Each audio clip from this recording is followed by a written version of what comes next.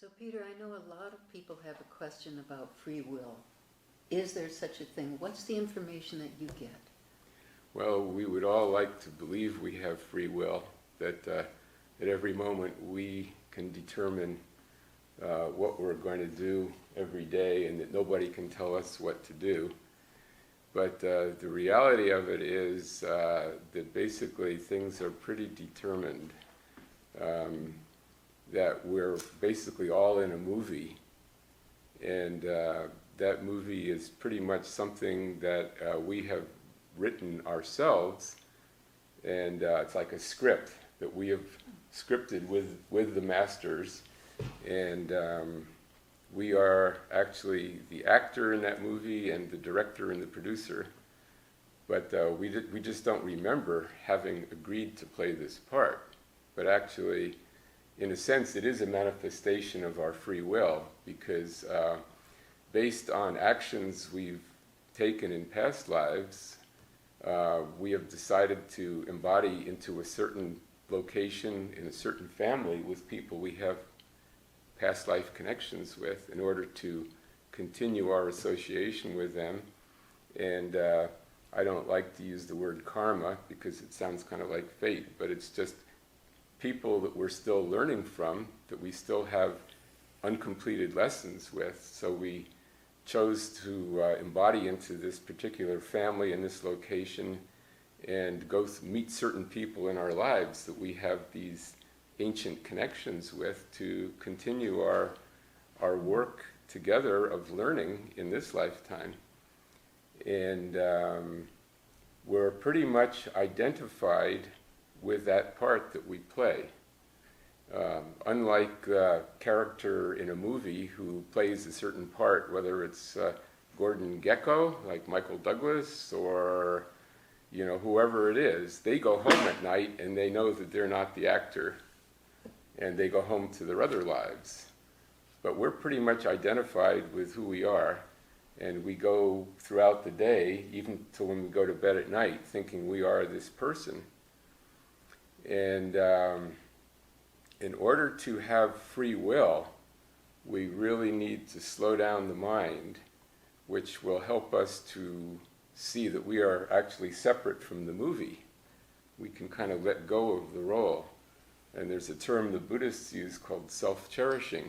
We kind of cherish our roles, and we even sort of cherish our suffering, the suffering we're going through, and we're very much identified with it. And this movie is pretty much, in our terms, about seeking happiness and trying to avoid suffering. So every creature in life, even the ant, it's trying to avoid suffering and seek out what will bring it happiness. But in that process, we're pretty much playing out the role in this movie. And what will help us to actually achieve free will is when we can initially to see that we are not that role, that we are beyond that. We are not the mind, we're not the emotions, we're not the reactions we have to things that happen in our movie, and that we are some transcendent being that's beyond all these. And once we start to realize that, then we start to actually have free will. So one way we can break this association with our role is through the practice of meditation. And that's why I teach this Vipassana meditation with the eyes open, where we just feel the in-breath and the out-breath. Put your hand on your chest, you can feel that. And it's kind of like a mantra that's going all the time, but you can't forget it. You can forget a Sanskrit mantra, but you can't forget your breath. Although amazingly, we even sometimes seem to forget that we need to breathe. We get so absorbed in our movies that we don't even realize we're not breathing. But if you can just use the breath to become aware of, you don't even need to really focus on it too much, but just to become aware of the in-breath and the out-breath. And as your mind starts to wander to something, you put a label on it, thinking.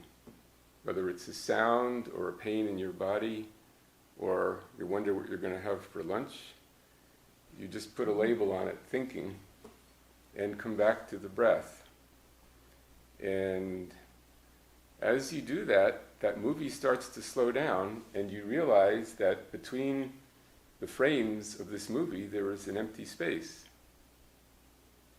And in that empty space is where you have the freedom to actually change your life. That freedom, or that change actually starts in that space where you are not identified with your movie, and where you can actually let go of that identification with the ego. And the more you practice this, the slower the movie goes, and you're actually able to live in that space between the thoughts for a longer period of time. And you achieve a sense of peace and a feeling of freedom when you actually see the movie happening around you, but you realize you don't need to react to the things that you reacted to before. They don't make you angry. Somebody can insult you and you realize it's not you. They're seeing their own projection.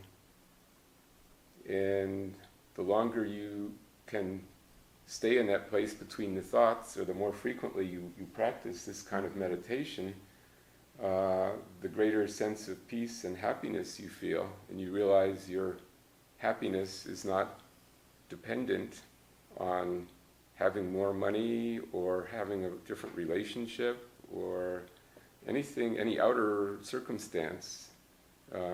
You can still play your part in your movie, but you're not identified with it, and you feel greater sense of freedom, and you start to feel a greater sense of peace and happiness.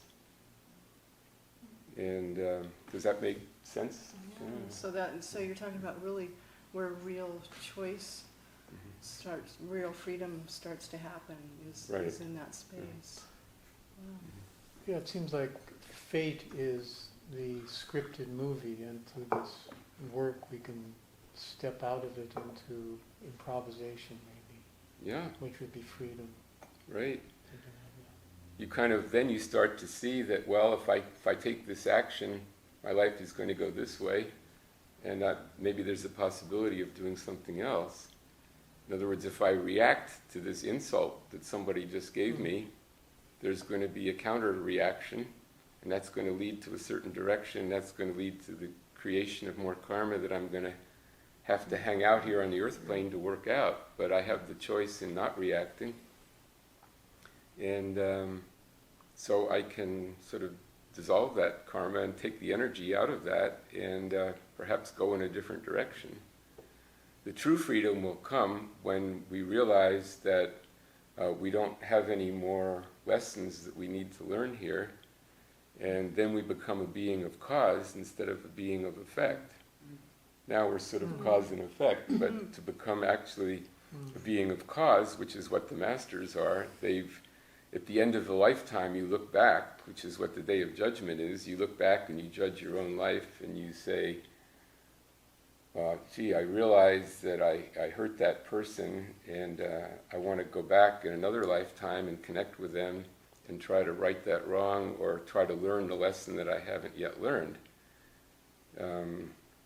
But if you can look back on your life and say, no, I did a pretty good job, I've learned everything from the earth plane that I think that I can learn, then you become a being again of free will.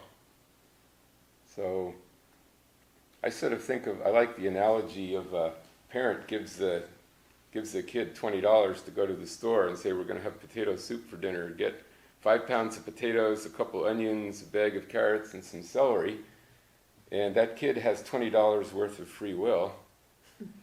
And on the way to the store, they go by the video arcade and they spend, a few dollars on video games, and then they buy some popcorn and a candy bar and so on, like that. And by the time they get to the store, they only have enough money to buy 5 pounds of potatoes. And so they come home and, they've spent the $15 worth of free will. and they have to live with the consequences, and what they're going to get for dinner is just plain boiled potatoes. And that's a result of their own actions. There's nobody else to blame for it. So that's pretty much the situation we're in. We had infinite free will when we came to the earth plane. We made certain decisions, we committed certain acts, and now we have to live with the consequences of those until we feel like we've learned the lesson and we've righted whatever wrongs we committed. And then we become conscious of who we really are, and then we again become beings of free will again. So I think this method of Vipassana is very, very important, and it's something that I practice daily. And it's not something you need to do just in a shrine room, but you can do it whenever you have, a minute of free time. If you're, waiting for a bus, or you're waiting for your computer to start up, or whatever it is. Think, I have a minute here. I'm just going to tune into my breath. And then everything sort of clears, and you realize, your well-being is not determined by all of these things here. So It's like being able to step out of the train, step off the Step train, out of and your actually role, yeah. decide where you're going. yeah, Yourself. exactly. So how does the Vipassana help you to do this? Well, as you start to do the Vipassana, your mind is going like a freight train. You may say even things like, this is stupid, nothing is happening, my back hurts, I'm hungry, how am I supposed to meditate when the neighbor's mowing his lawn or their dog is barking? And, again, you think, I'm supposed to be watching my breath, big deal, I feel my breath, so what? But after a while, you just have to be kind of, it's like telling your mind is not the boss. I'm not going to make my happiness conditional on you. You're supposed to serve me, so I want you to slow down. It's just like taming a wild horse. You have it on a rope, and you kind of let it go where it wants to go at first, but gradually you rein it in a little bit until after a while it's eating out of your hand. So the longer you do this, of just bringing your mind back to the breath, gradually the mind starts to be more obedient and it slows down, and you realize, then you start to have this feeling you are not the mind, you are actually a being. You're not a doing, you're a being. So be, and you can only really be when you're not obeying the dictates of the mind, when the mind is trained to slow down and to be still for a while.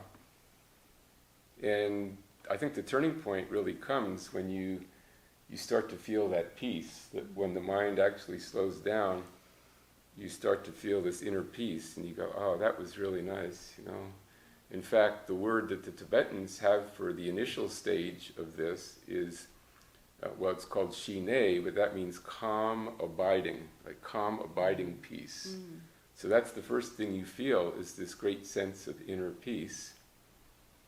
And then you start to get insights about things, like you might have a vision from your childhood, and you think, oh, that's why that happened. Or you start to see an argument you had with someone, and you realize, oh, the reason they were angry at me is because I did this really unconscious thing. I had no idea that I did that, that it was really my fault, not their fault. And you start to have these insights. That's actually the Vipassana, is the insight.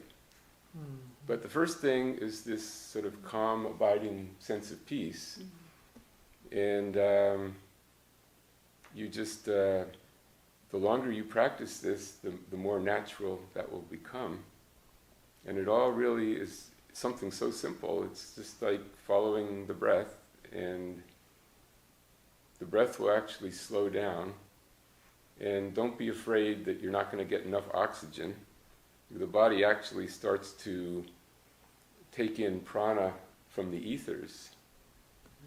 So your breath will slow down, and as your mind slows down, the breath slows down, and gradually you start to feel this expanded awareness, and you allow your consciousness to expand. So it's like for a moment, like so much of our day is in focusing on computers, focusing on how to get things done. But if you actually do what in the 60s was called spacing out, this is something that used to be a part of daily life that we've sort of forgotten about, and it sort of has a negative connotation now. It's sort of like why getting into a hot tub is so nice. You have permission to completely relax and not think about anything. Well, doing this Vipassana, it's kind of like giving yourself permission to relax the mind. So it's just like for a moment, imagine that space that's between the back of your head and your forehead. There is, imagine an empty space there, and between the left side of your head and the right side of your head. And that space is expanding. It expands beyond your head, and that space is limitless mind that has no boundaries, no limits. And as the human mind slows down, that consciousness expands. And there is no limit to that expansion. And as that mind expands, you become fully awake, which is what a Buddha is. The word Buddhi means awake, and someone who is awake is called a Buddha. So we are all actually becoming Buddhas, or awake beings. And as you do this practice of self-observation, then you again move back into this space of non-identification with your movie, and again reclaiming the freedom which is your birthright, really. So That I think sounds like it's- an amazing practice. it's something I think you've all tried, and Yeah. so Yeah, I was just curious, Peter. Meditation, is something so valuable as you've been talking about it. But are there other things that you do to, remind us that, or to get us unidentified from that personality and into the divine? well, I know you're a musician, and I'm sure when you play the harp, or I've heard you play the flute more often, the Native American flute, and I have that sense of spaciousness when you play that, and I think you feel that kind of timeless awareness when you play, I think, don't you? Yeah, definitely. Yeah. So for some people it could be gardening. They just forget themselves. They go out into the garden, and the next thing they know, that time has gone by, and they've just they have the answers to things they didn't know before. And that for those people, working in the garden might be that. I know once when I lived in New York City, I visited a friend in the country that had a couple of ponies that he kept in the barn, and the barn hadn't been shoveled out all winter. So I volunteered to shovel out the barn.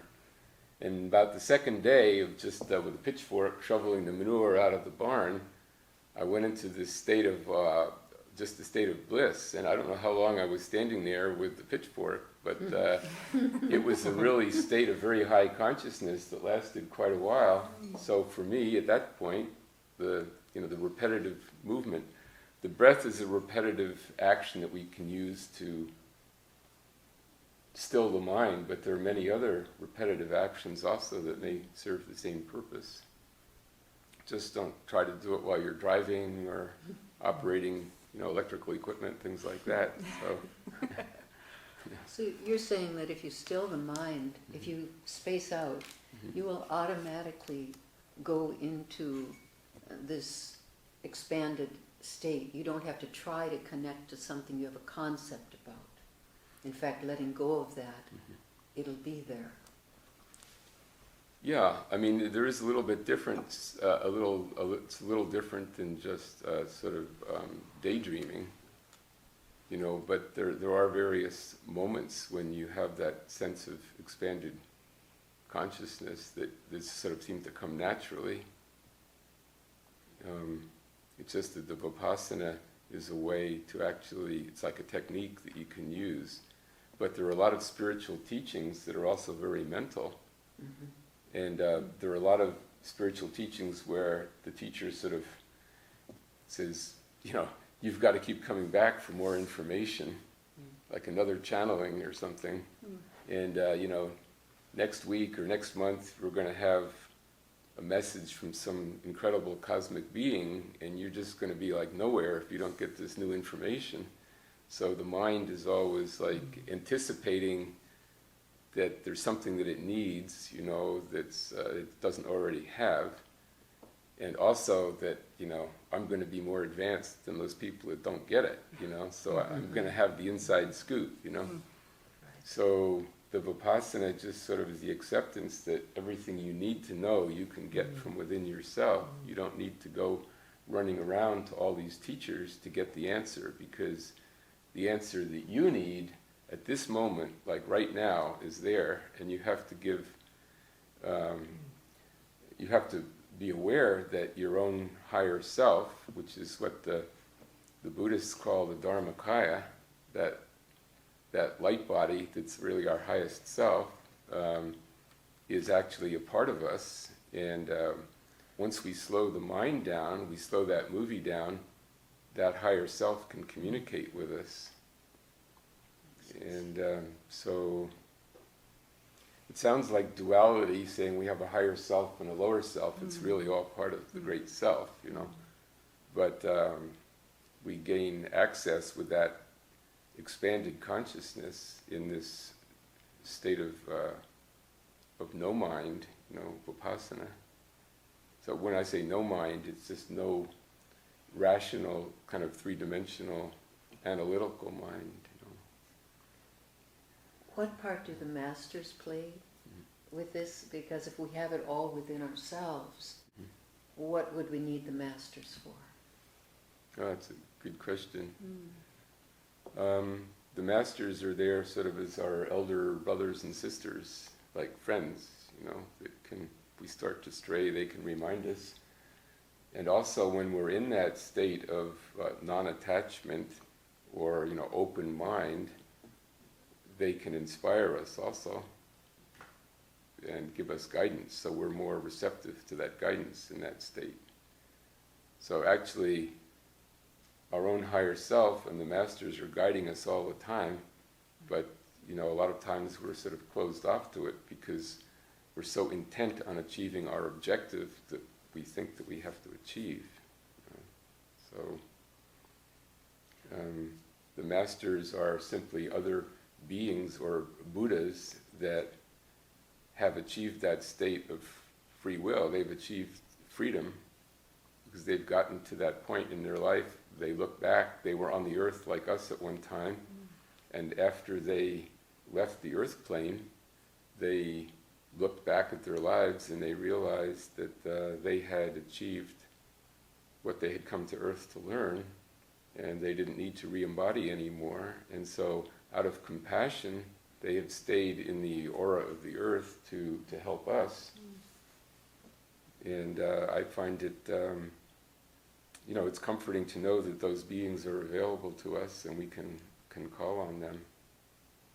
But again, what they want us to do is not to worship them and not to go to channels to find out what they're saying, but for us to become what they are. And we do that by slowing down our minds and turning our attention to our own God presence within. So I hope that, that answers your question a little bit.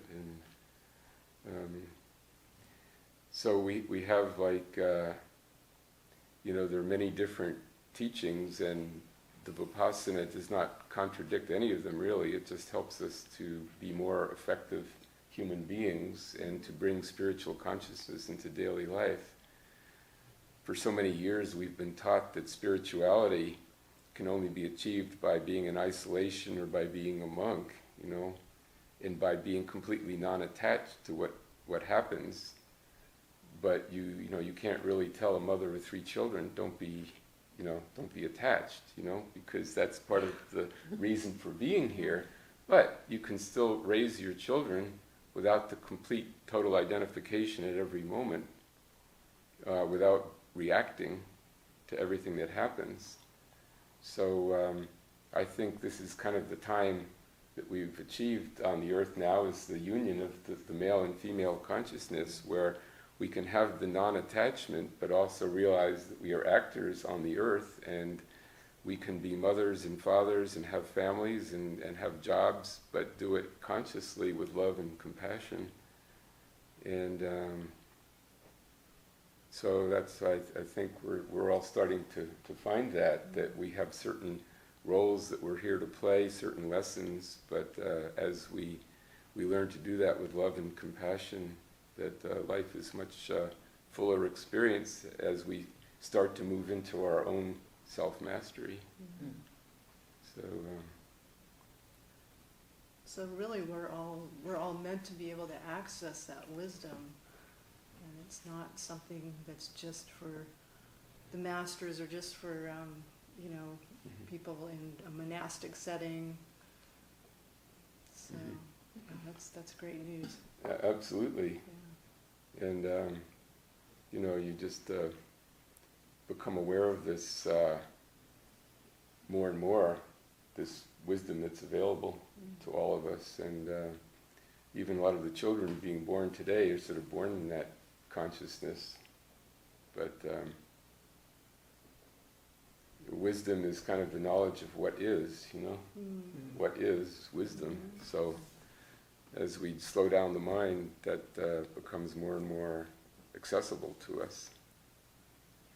So You spoke earlier about being a human doing, and I find in the spiritual world it can get to be a human doing. I want to achieve enlightenment, and so I'm going to do this and this. Would you speak to that sense of accomplishment in the spiritual world? yeah. How do you release that? Well, sometimes I always joke and I say the greatest obstacle to becoming a Buddha is Buddhism. And I just recently had an email from a young Tibetan Lama who said, he was trying to get away from all of those heavy-duty teachings, and he said, I have a great deal to learn from you, about life and about the world, So sometimes we have to step out of the path. In fact, even Buddha said when asked, do we have to always practice the Buddha Dharma? And he said, well, it's like crossing a river. You use the rowboat to cross the river. When you get to the other side, leave the boat there. Don't carry it with you. So, Buddhism, all the isms have their role in training us. But at some point, you have to leave that behind and realize that the truth is within you, and that does not fit into any dogma or form.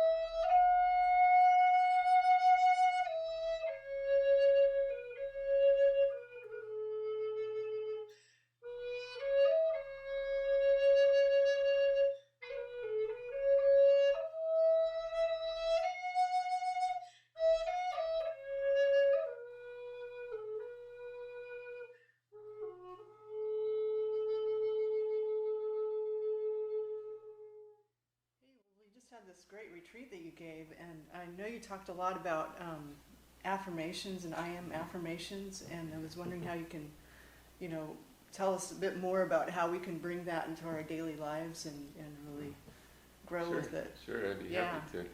Well, before we talked about the place of meditation, and affirmation is going into the silence and the stillness so we don't identify with our movies.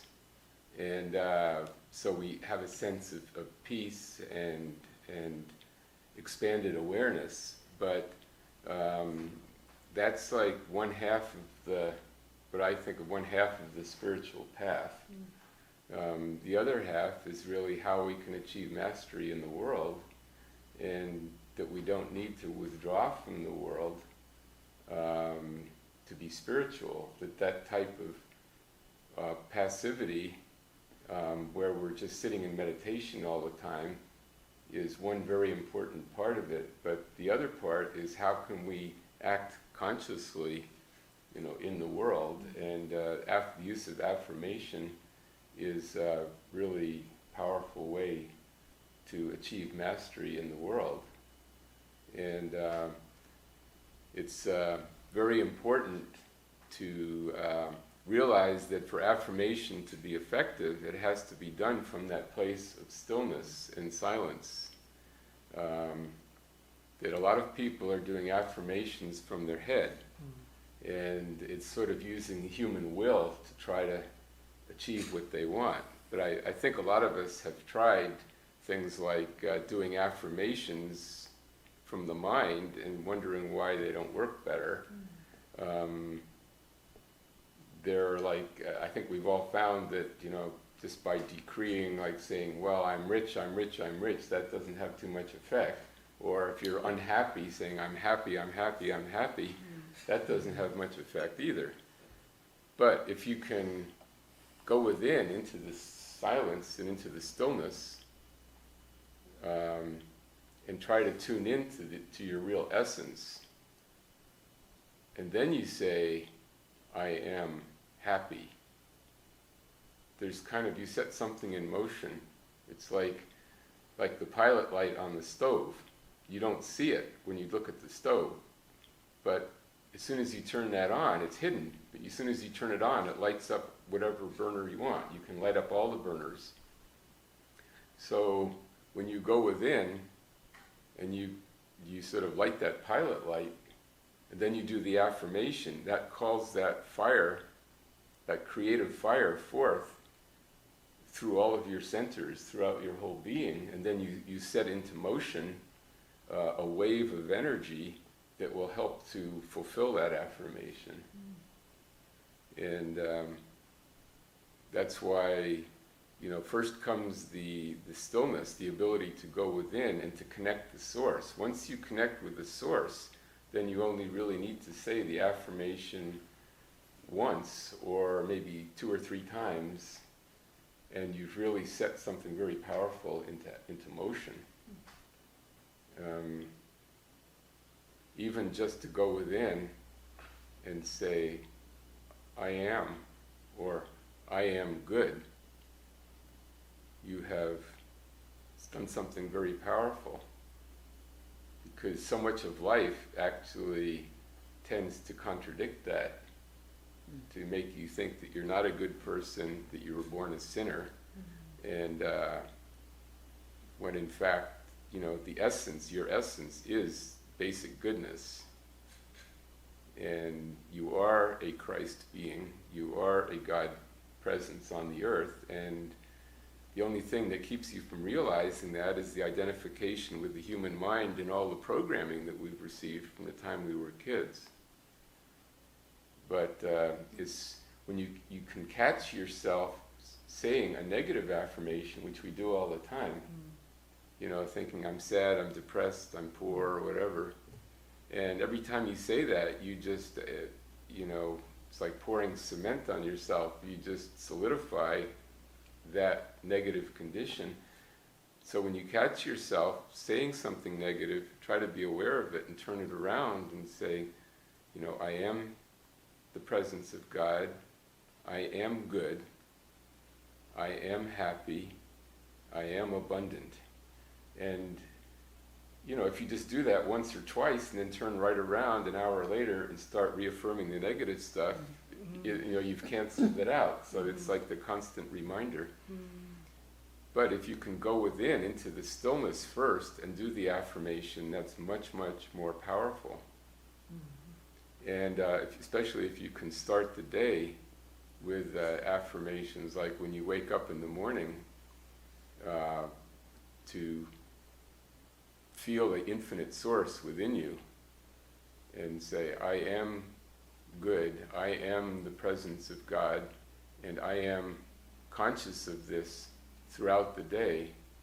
In fact, you can say, I am the commanding, governing presence of God going before me throughout this day, commanding perfect peace, love, wisdom, power, and the divine plan in all activity.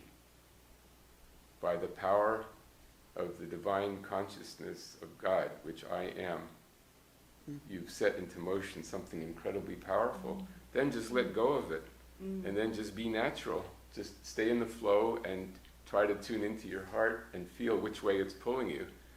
And in that stillness, you will feel pulled different ways. You may think you're going to the post office or to the store to buy something, and on the way you get this pull to go in a completely different direction, and you think, am I going to follow my predetermined idea, or am I going to follow this pull? This pull is actually the result of what you set into motion, calling for the divine plan. And if you follow that, you will end up someplace where maybe you meet a friend that you've been wanting to see that you haven't seen in a long time, or you run into someone that offers you a job, or you meet your true love or whatever. Who knows? But that way life can become a big adventure, instead of kind of planning every day out on paper. You realize that there is a higher consciousness guiding you, and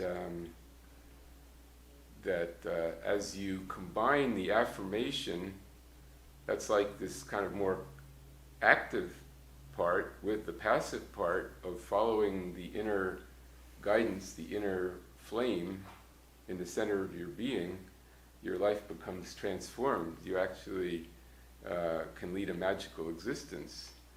And people have the idea of mastery that it's like an act of will, like I am going to do this, and I refuse to accept any obstacles, that I'm going to blast through everything. But actually, mastery could be more like being in the flow, kind of like being a surfer catching the wave and riding the wave.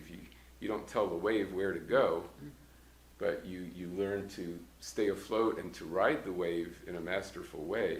So we can go through life kind of like surfers riding the wave, and life becomes much more interesting that way.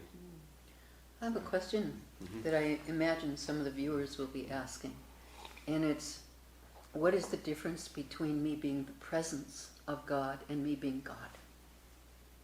Me being the one who determined this. Where do you see those crossing over, or how do you do that dance? How do you see that dance? Well, I don't know, maybe I haven't totally understood, but the presence of God, we are all embodiments of God. It's like asking, where is the internet? Is it just on your computer or on your computer? It's really everywhere. There is no place that the internet lives, There's certain switches that are kind of places where a lot of signals go through, that are sort of hubs for the internet, but even those are not the internet. But we can tune into it on our own personal computers. We can tune into the internet, and I know I was really, the first time I ever logged onto the internet, I said, well, I'm going to sort of find the limits of this thing, the boundaries sort of. It's like when you move to a new city, I'm going to walk around it and see, how big it is. And, after a day and a night of not taking my attention off of it and finding that there were still things beyond what I had found, and there seemed to be no limits to it, no boundaries, I said, this thing is bigger than I am. So it's sort of like realizing God or being the presence of God. Yeah, I am a presence of God, you are a presence of God, but we're not the totality of God. But you have access to the totality. It's like each of us is a sun, but we're not, our sun is still only one sun in the limitless universe, and there are universes beyond the universe of which we're conscious, where there are more suns, and each of those suns is just a terminal for God also. So you can say, I am the Son of God, like S-U-N, but you're not the only son, but you are a son, I used to get into arguments with these lamas. They'd say, you are not the I. You have to break your identification with the I. But then if they were pinned down to it, they'd say, well, and I'd say, well, why do you pray to Buddha if he's like merged with the infinite? And they'd say, well, actually we do maintain some individuality. Pray to Padmasambhava, who's supposed to be even greater than the Buddha. And people pray to Jesus, so on, who's one with God, but he's still an individual. So each of us will still retain, even though we don't retain our ego, our personality, our emotions, even when we are fully enlightened, God-realized beings, we will be an individualized focus of the presence. So you can say, I am a presence of God, but I'm not all of God, even though, in that consciousness you feel like you're God, You look into someone else's eyes and you see God in them also. So, but I would say, to use these affirmations is one of the most powerful things you can do to help bring about positive change in your life. And like you can say, I am being shown what I need to work on. Again, a lot of people get on the spiritual path and they don't want to look at emotional things. In fact, a lot of people get into spirituality to escape from pain. And because, you do these practices, you feel bliss, and then you go home or you go back into your relationship or whatever, or your work, and you feel suffering. And it's much easier to hang out in that bliss, but you can't really achieve ultimate liberation until you go back and look at those things that have been causing the pain. And in Buddhism they call them samsaras, or kleshas actually, or you can call them neuroses, whichever it is, but they're things that we need to look at. But if you can go into the light first, then you can examine the darkness. If you just go into the darkness, as psychotherapy has tried to do, then you can get lost in the darkness and never find your way out. But what I find is as people awaken spiritually and they find that inner light, there's a need to kind of go back and shine that light into the dark places that they've neglected. Then you have the light to rely on that you can use to look at those places that need to be healed. And I know you do that in your work, very much so. So instead of anchoring in the mind to examine the mind, you're anchoring in spirit to bring the light, to see what's as you say, samskaras, or the neuroses, exactly. as we call them. Exactly. So it seems like it's not about escaping from the quote illusion, but it's something that you can enter fully into the world with and enjoy this material world somehow. Exactly. Yeah. We were talking a little while ago about feeling that you've never done everything right, that no matter how hard I try, there's still, I could have done better. And then Oscar talked about the squaring of the circle, how mathematically you never really can achieve that. Mm-hmm. Isn't that true? Yeah, you can come very, very close within like a few 10,000ths, but you can never exactly construct a square and a circle with equal perimeters, and this is sort of like you can. I think one way of interpreting it is that you can approach the divine, and but you can never grasp it totally. It will always be a little bit that will be elusive. Yeah. But just the act of doing that, of attempting it, is the name of the game. Is exactly it's squaring the circle. Yeah. I mean, you look at even the life of Jesus. In the Garden of Gethsemane, he said he saw what was going to come the next day, and he said, "May this cup pass from me, this cup of suffering, unless it is the divine will." And so he chose to go through that very trying experience, because he saw that something greater could be achieved from it. And there are a lot of the affirmations that Jesus gave that we can also use, but it's not to be frustrated because things don't happen exactly the way we think they should. But using those affirmations, there's some very general ones that are incredibly powerful, like I am the resurrection and the life. If you do that, it's not something you can even really understand intellectually, like the squaring of the circle. It's hard to understand exactly what that is, and you don't really, it's not something you can really achieve, the way you think it should be achieved, but it's an activity that takes place in your life, in your body, and in your whole world. You can feel it when you go within and you say, I am the resurrection and the life. Something starts to happen. It quickens the cells of your body. It's not something you go around telling people. It's something you do in meditation, Or like if you're going to apply for a job, or you think you might be turned down, or you're going to see someone and you're afraid they may slam the door in your face, something like that. You can say, I am the open door which no man can shut. And you just see that door opening, and you this kind of wave of energy goes before you. So there are a lot of these affirmations that are very simple yet extremely powerful.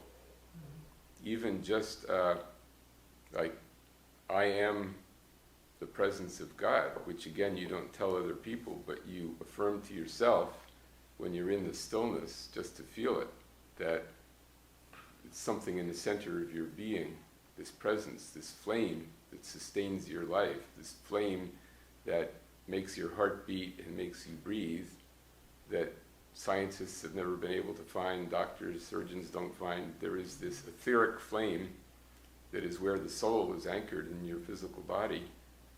And the more you put your attention on that, the more you become it, because there's this basic principle that what you put your attention on, you become. So, if you want to become something, you start to think about it more and more. So if you want to be happy, put your attention on the source of happiness. If you want love, be love, If you want to receive, you have to give. So it's like, if you want to be the light, put your attention on the light. So again, I am the living light. If you're in a room where people are arguing, you can say, I am harmony, or I am the resurrection and the life of this conversation. I am raising this conversation to a higher level. And I've seen dramatic results happen. I've seen people just talking about really low-level stuff, and I was sitting in a corner and they'd say, I am. When I say I am, I don't mean my ego. I mean the presence of God, that I am, is raising this conversation to a higher level. And suddenly people just stopped talking and they started in again on a higher level. And I said, wow, that was really dramatic. Another time I was in a room, this little girl's mother had just departed. It was like the couple was getting divorced, and they had a party at the house there. I mean, the father and the daughter, and they'd invited a bunch of people in. And this little girl, who was around 2, I guess, was on the other side of the room. I couldn't even see her, but I felt that the people were just talking about outer things, and it was very mental and very cold. And I was sitting there, and I said, I am divine love, come forth in and through everyone in this room. And at that moment, that little girl on the other side of the room pushed through the crowd, ran up to me, and jumped in my lap and threw her arms around me. And that, to me, was the greatest, confirmation that these affirmations were having an effect. Because she couldn't even see me, had no idea what I said, but she felt somewhere in the room there was love, and she ran to me for that, And we all have the choice to do that at any moment. You can be in a movie theater and say, I am divine love, come forth, and everyone in this theater, and everyone will get it, even though, they don't know where it came from.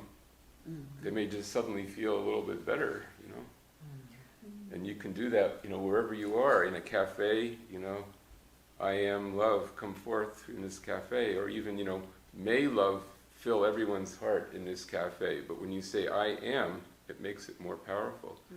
And this teaching of the I am is really the work of the master known as Saint Germain, that he's giving these ancient teachings in this very simple modern form. And a lot of these Sanskrit mantras, when you translate them, it means basically I am the presence of God in what I am doing now.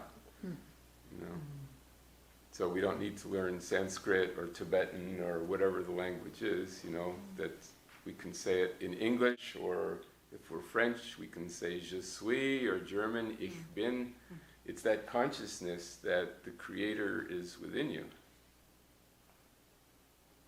Could you, because I remember during the retreat you talked about exactly what the I and the am meant, and I wanted a reminder about that, because it was great, Okay. Well, we're so fast to jump into I am and everything, but, what does that actually, you can actually break that down a little bit. If you meditate first on I, and you just go within and feel that I, like I, you go in, it takes you back. If you just meditate on that, it takes you inward and upward. So it's like there's this ray of light that comes down into the body. They call it the tube of light or the silver cord. That is that stream of energy that comes from your higher self that's anchored here, in the center of your chest. And that's sort of like the male focus of the father, fire, electric principle. Then when you say am, like I am, that brings it through. When you say am, that brings it forth into the world. So that's more like the mother feminine quality of giving embodiment to the father fire principle. So, wherever there's an electric current, there's also a magnetic field. And wherever there's a magnetic field, there's an electric current. And I think the I am brings the two together. Like in the ancient times, the crucifix was actually a cross with the arms were equal length.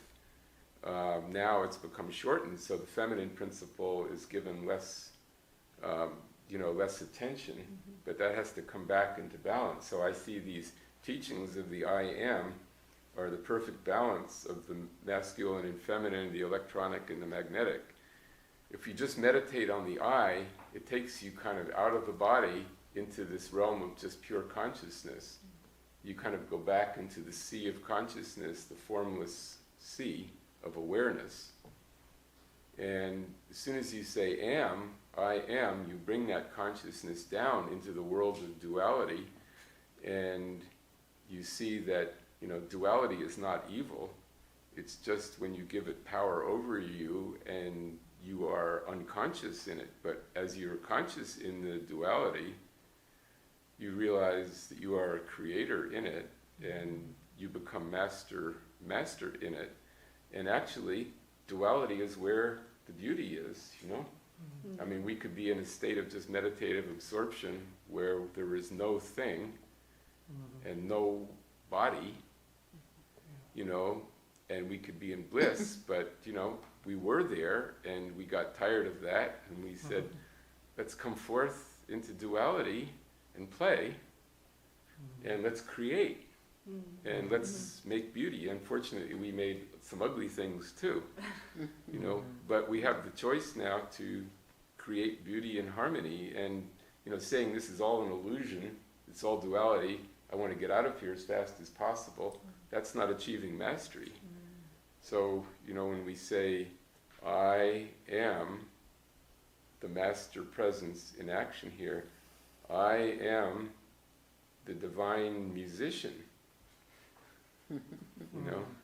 I am an artist, and life is my canvas, you know, then you become, you know, a master artist in the tapestry of life, and you know, you're not a victim of it, you are actually master over it while being in it, you know. So you become a conscious being. That's what a master really is someone who is, you know, in the duality, who is not a victim of it, but who is able to be a conscious player in that movie, you know. And then you know, learn that it's not, you know, maybe all scripted. You're allowed to improvise here and there. So I think more and more, as we become more enlightened, we start to take greater joy in being here and linking up with other beings who also realize their God power within and learning to work in harmony. And they say, if you know, if you want to know if your spiritual path is a valid one, and you want to know if you're becoming enlightened, ask if you feel more compassion for people. That's really, you know, one of the main things we've come here to learn. So there are times when you go into seclusion and you meditate by yourself, and then there's times to come forth, and after a while you'll find, even if you're in seclusion, you start to feel this tremendous compassion for others, and that's what it means to become a Christ, is to feel this compassion and to, you know, maybe sacrifice some of your own personal freedom for the benefit of other people.